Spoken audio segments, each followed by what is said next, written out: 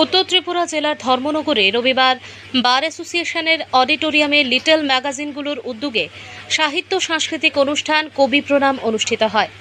বিশ্বকবি রবীন্দ্রনাথ ঠাকুর ও জাতীয় কবি কাজী নজরুল ইসলামের প্রতি শ্রদ্ধা নিবেদনের উদ্দেশ্যে আয়োজিত এই অনুষ্ঠানে ধর্মনগর, কাঞ্চনপুর ও ঊনকোটি জেলা সাহিত্যপ্রেমী, কবি, সাহিত্যিক, লিটল ম্যাগাজিন সম্পাদক এবং সংস্কৃতি মনস্ক মানুষের ব্যাপক সমাগম ঘটে।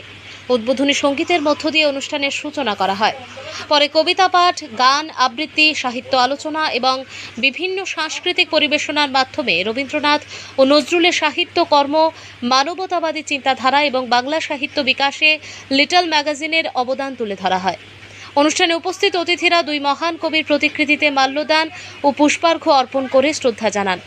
এদিনের অনুষ্ঠানে উপস্থিত ছিলেন বিশিষ্ট কবি ও সাহিত্যিক বিদ্যুৎ চক্রবর্তী, নীলকণ্ঠ পত্রিকার সম্পাদক নিবারণ নাথ, শব্দনীল পত্রিকার সম্পাদক ঋষিকেশ নাথ সহ সাহিত্য ও সংস্কৃতি জগতের একাধিক বিশিষ্ট ব্যক্তিত্ব। অনুষ্ঠানে অন্যতম আকর্ষণ ছিল 3টি লিটল ম্যাগাজিন, দুপানা, কিরাতভূমি থেকে এবং নীলকণ্ঠের আনুষ্ঠানিক উন্মোচন।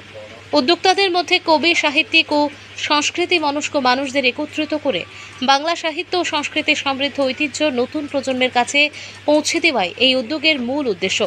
সাহিত্যপ্রেমীদের স্বতঃস্ফূর্ত অংশগ্রহণে প্রাণবন্ত হয়ে ওঠা কবি প্রণাম অনুষ্ঠানটি ধর্মনগরের সাংস্কৃতিক পরিমণ্ডলে এক উল্লেখযোগ্য সংযোজন হিসেবে বিবেচিত হচ্ছে।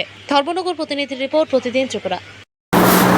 আমরা এখানে যারা আছি প্রত্যেকেই লিটল ম্যাগের সাথে জড়িত। আমরা প্রত্যেকেই লিটল ম্যাগ সম্পাদনা করি।